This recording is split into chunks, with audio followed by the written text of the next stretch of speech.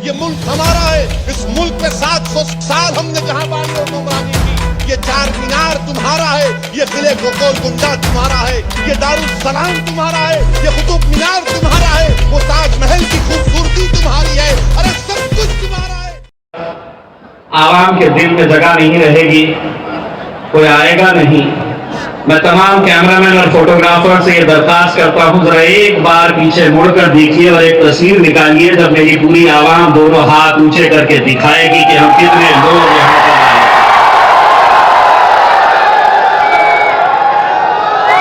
कल छापना तो ये छापना, कल दिखाना तो ये दिखाना।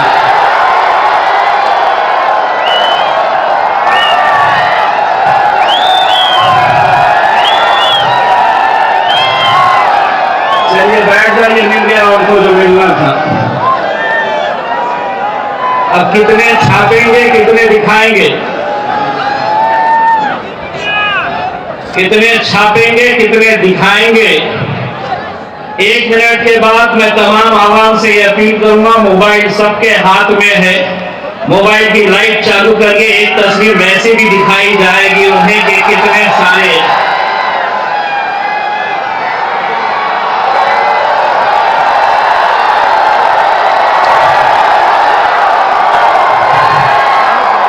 अल्हम्दुलिल्लाह।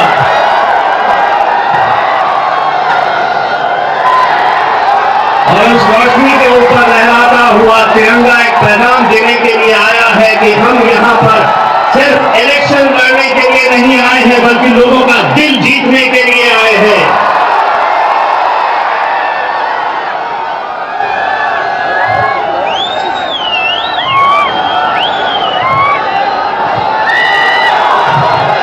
बैठ जाइए, मिल गया उन्हें जो मिलना था।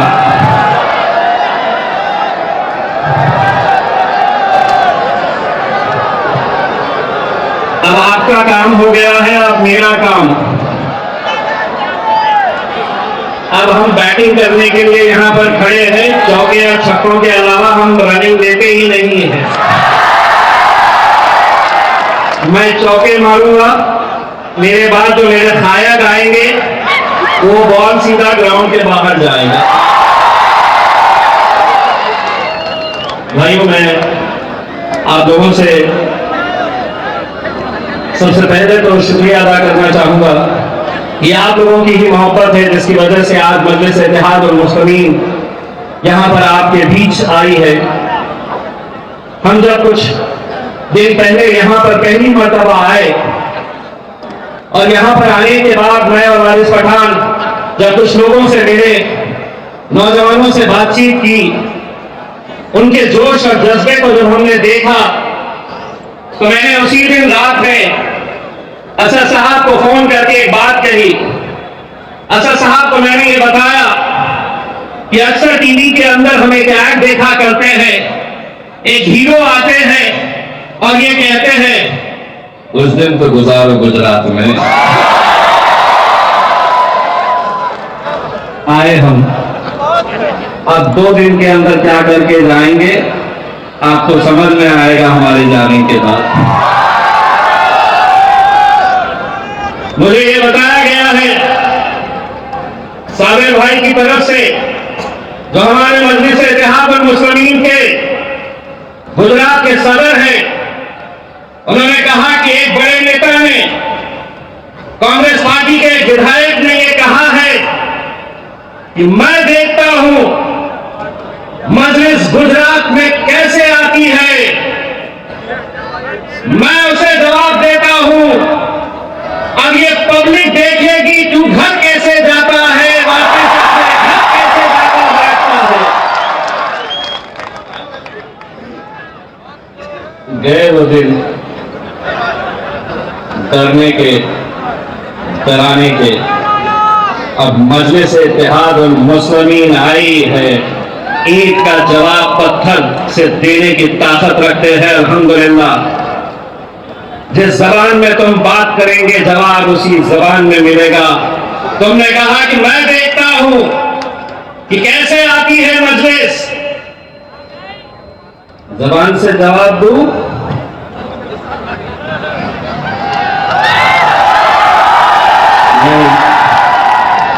मैं सीटी मार कर जवाब देता हूं। आपको समझना होगा मैं क्या कह रहा हूं।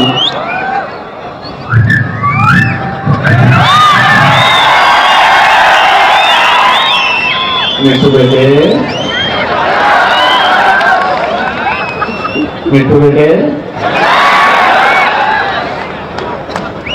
हम आए हैं, अगर इस देश के अंदर, इस मुल्क के अंदर अगर हर सियासी जमात को हर जगह जाकर इलेक्शन लड़ने का अधिकार है, तो एक पत्रकार ने आज असद साहब से पूछा कि आप गुजरात आए हैं, मोदी साहब के, अमित शाह साहब के गुजरात में आप आए हैं, एक बात अच्छी तरह से समझ लीजिए, जो सवाल कर रहे और जो ये समझ रहे कि ये राज्य, ये गुजरात हमारा है, तो हम सिर्फ गुजरात की बात नहीं कर रहे, ये मुल्क किसी के,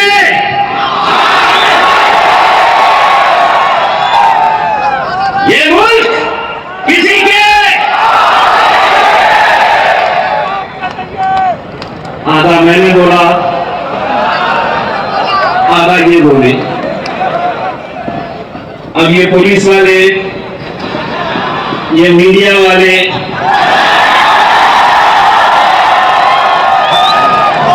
देखेंगे, इनको बीजेपी वाले पूछेंगे कुछ बोला क्या, कांग्रेस वाले बोलेंगे केस बनता क्या। अब हम इतने होशियार हो गए, आधा हम बोलते हैं, आधा हमारी पब्लिक बोलती है। केस किस पे बनता? अगर केस बनाने के लिए जाएंगे तो क्या मिलता? बाबा जी का, क्या बोलते बाबा जी का, सुन लो। अब हमको समझ में आ गया है कितना बोलना, कहां पे बोलना। और हां, हम गूंगे मुक्के बहरों की जमात नहीं है। इस मुल्क में अगर कश्मीर से कन्याकुमारी तक अगर हमारे नौजवानों को किसी ने यह सिखाया है कि अगर इस मुल्क में जीना है तो सीना चौड़ा करके, सर ऊंचा करके चलना सीखो। अगर यह सीख किसी ने दी है तो मेरे सायब बैरिस्टर असदुद्दीन ओवैसी साहब ने दी है। बहुत हिम्मत लगती है। 550 का ऐलान है पार्लियामेंट, लोकसभा के अंदर 300 एक साथ बैठते हैं। भारतीय जनता पार्टी के, कांग्रेस के, राष्ट्रवादी के, समाजवादी पार्टी के तमाम लोग बैठते हैं। इतनी सारी तादाद उनकी, इतने सारे एमपीज उनके, हम कितने?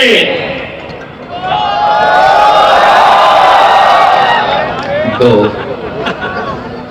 जब पहले दिन गए तो अमित शाह साहब ने मोदी साहब के पास गए तो मोदी साहब ने अमित शाह साहब से पूछा, अरे ओ सांबा,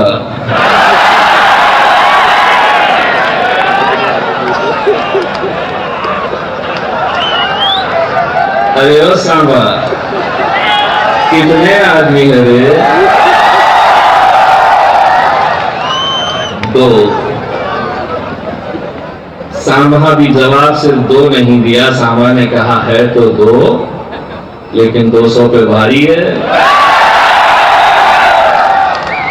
अभी ये जमात मजलिस इत्तेहाद उल मुस्लिमीन आपके बीच में आई है मेरे भाइयों, तो इस यकीन के साथ आई है कि आप लोग अपनी मोहब्बतों से हमें नवाजेंगे। हमें मालूम है कि गुजरात में आने से पहले बहुत सारी बातों के ऊपर हमारी चर्चा हुई। हम यहां पर मोहब्बत का पैगाम लेकर आए हैं। हम यहां पर दोस्ती का हाथ बढ़ाने के लिए आए हैं।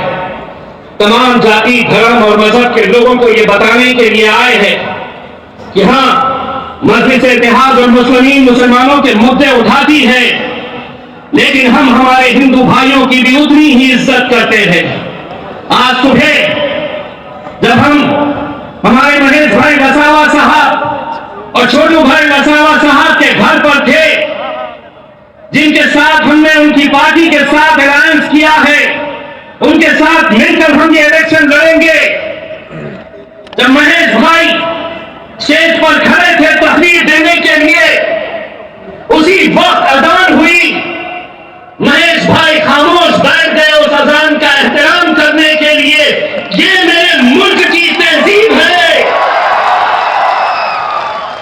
ये मेरे मुल्क की संस्कृति है। इसी संस्कृति के अंदर, इसी तहजीब के अंदर हम पैदा हुए हैं। लेकिन आज मुल्क के हालात क्या है आप अच्छी तरह जानते हैं। महज सियासत की कुर्सी हासिल करने के लिए समाजों के बीच दरारें और दीवारें पैदा करो, हिंदुओं को मुसलमानों से लड़ाओ, मुसलमानों को दलितों से लड़ाओ। यही काम, यही धंधा अगर कोई कर रहा है तो मुझे कोई डर नहीं है ये कहने में कि पिछले 70 सालों से किसी ने इस मुल्क को इतना नुकसान नहीं पहुंचाया जितना कि नरेंद्र मोदी के राज में भारतीय जनता पार्टी ने पहुंचाया है। यह हकीकत है। लोग कहते हैं कि हमारी जमात सिर्फ हमारे नारे लगाती है, लेकिन मुझे खुशी है कि आज इन 21 कैंडिडेट्स के अंदर पारुलबेन मकवाना हमारी एक बहन है, दीनाबेन परमार ये हमारी बहन है, और हम आप लोगों के ये जिम्मेदारी लेकर जा रहे हैं। ये 21 सीटें आप जिताएंगे, लेकिन सबसे पहले खुशखबरी ये सुनाएंगे कि हमारी ये दोनों बहनें भी जीत कर आई है यहां से आप लोगों को, क्योंकि उन लोगों के मुंह पे हमें एक तमाचा मारना है तो हम परंगियां उठाते रहते हैं। ये कहा जाता है कांग्रेस के बड़े बड़े नेता कि ये आए हैं, अगर ये आए हैं तो इसको फायदा होगा, इसको नुकसान होगा। एमआईएम क्यों आई है? क्या कभी किसी और राजनीतिक पार्टी से पूछा है? नहीं पूछा है, क्योंकि तुम समझते हो कि ये कौम, ये आवाम तुम्हारी गुलाम है। इनका काम सिर्फ वोट देते रहना और सत्ता में जाकर वो बैठेंगे, लेकिन नहीं। अब वक्त बदल गया, हालात बदल गए। वो दिन गए जब हम बारातियों की तरह इनकी महफिलों में जाकर नाचते थे। अब दूल्हे भी हम ही बनेंगे, घोड़ी पर हम ही चढ़ेंगे। दूल्हे हम ही बनेंगे। मेरी भी शादी हो गई, वारिस की हो गई, वारिस दूसरी कर सकता है, वारिस को बना सकते हैं। लेकिन नाचने के लिए 70 सालों तक हमने अहरे गैरों के फायदे के बारे में सोचा, अहरे गैरों के फायदे और नुकसान के बारे में सोचा। लेकिन अब जो भी फैसला होगा, फायदा सिर्फ हमारा देखा जाएगा, हमारी कौम का देखा जाएगा, हमारी आवाम का फायदा देखा जाएगा। बहुत हो चुका है। अब हम दूल्हे जब बनेंगे तो नाचने इंशाल्लाह तुम्हें जरूर बुलाएंगे, कांग्रेसियों, भारतीय जनता पार्टी वालों। कितने सालों तक ये खेल खेला जाएगा? ये इम्तियाज जलील अगर आपके सामने आज एक सांसद बनकर खड़ा है तो मैं अल्हम्दुलिल्लाह आप तमाम का भी शुक्रिया अदा करता हूं।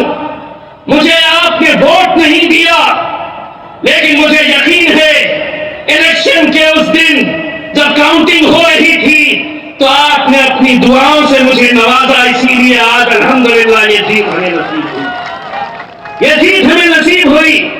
और अगर हम लड़ेंगे ही नहीं तो जीतेंगे कैसे? मैंने खुद ने अपने औरंगाबाद शहर में 20 साल से लगातार शिवसेना जीत कर आती थी। शिवसेना सांसद कौन? तो शिवसेना का सांसद 20 साल से लगातार जीतते आ रहा। हम वोट किसको देते? मजलिस तो थी नहीं, मजलिस इलेक्शन लड़ी ही नहीं थी। हम कांग्रेस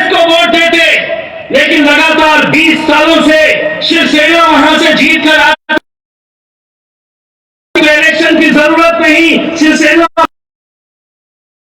से हम तुमको दूल्हा बना रहे थे, तुम घोड़ी चलने तैयार नहीं थे, अब तुम हटो।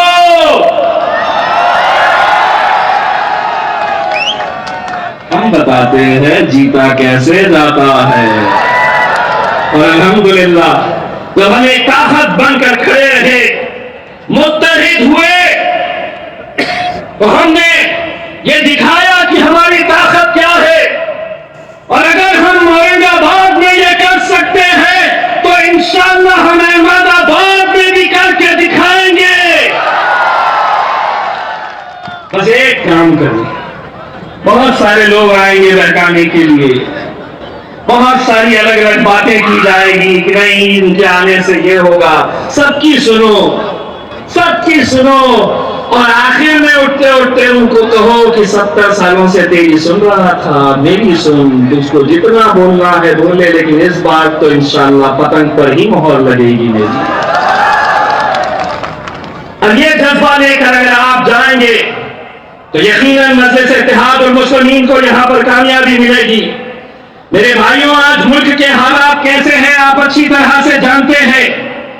मैं हर रोज हम पार्लियामेंट के अंदर, लोकसभा के अंदर देखते हैं, बड़ा जिगर लगता है।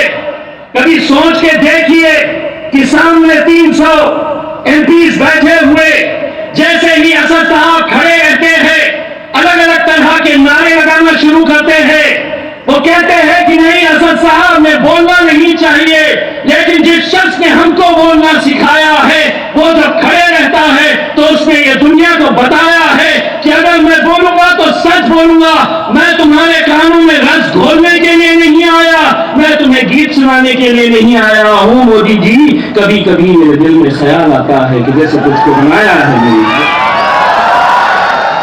मैं ये गीत सुनाने के लिए नहीं आया हूं, मैं तुमको हकीकत बताने के लिए आया हूं, मैं सच्चाई बताने के लिए आया हूं।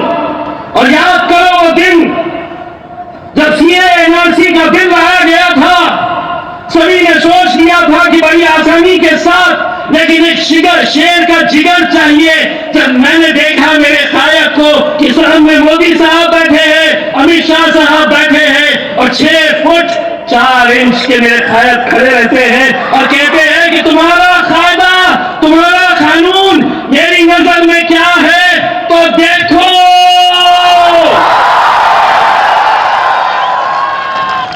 और उसके बाद क्या होता है आप अच्छी तरह से जानते हैं। आज सिर्फ यही नहीं है, आज हमारा किसान भाई पिछले 2.5 महीनों से सड़कों के ऊपर बैठा है, लेकिन उसे कोई पूछने वाला नहीं। 100 से ज्यादा किसान मर गए, लेकिन कोई पूछने वाला नहीं। क्या ये मुल्क किसानों का नहीं? क्या ये मुल्क हमारा नहीं? हमारा भी है, हमारा भी है, किसानों का भी है, हमारे ट्राइबल्स का है, आदिवासियों का है, दलितों का है, ओबीसीज का है। लेकिन नहीं, हुकूमत में आ गए तो ऐसा समझ रहे कि अब हम जिंदगी भर के लिए आ गए ना। मोदी जी गलत फहमी का शिकार मत रहिए। अब मैं कुछ बोलूंगा, अब रिकॉर्ड करो। मोदी जी, आपको यही आवाम है जिसने वजीर आजम की कुर्सी के ऊपर बिठाया। पहले क्या करते थे?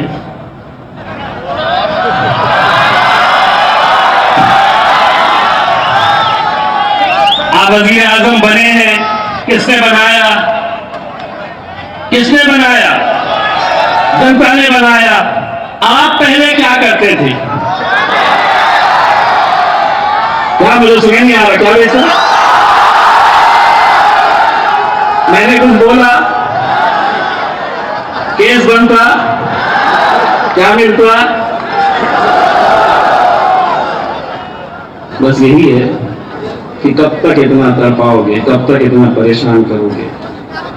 एक बात समझ लीजिएगा, इस मुल्क के अंदर जुल्म के सारे हुनर हम पर ही आजमाए गए।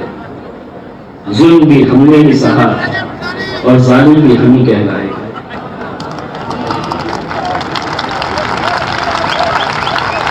जुल्म के सारे हुनर हम पर ही आजमाए गए, जुल्म भी हमने ही सहा और जालिम भी हम ही कहलाए गए। मैं आप लोगों से सिर्फ इतनी हद तक गुजारिश करना चाहता हूँ मेरे भाइयों कि ये सफर की शुरुआत हुई है और हमें यकीन है आप लोग अपनी मोहब्बतों से हमें नवाजेंगे, क्योंकि ये सफर यहीं पर खत्म नहीं होता है।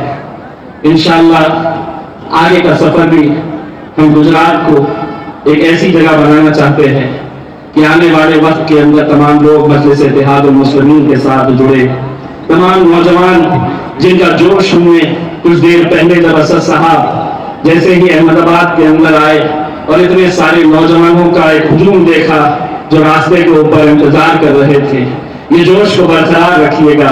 21 तारीख के दिन ये जोश को बाहर निकालिएगा, अपने घरों से बाहर निकालिएगा।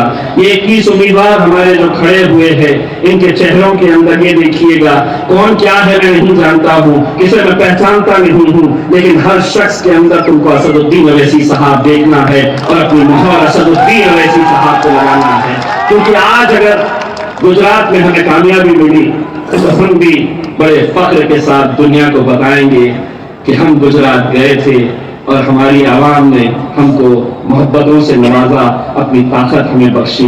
इंशाअल्लाह हमें पूरा यकीन है कि 21 तारीख के दिन आप मजलिस के तमाम उम्मीदवारों को कामयाब करेंगे। बहुत बहुत शुक्रिया। बात करता हूँ।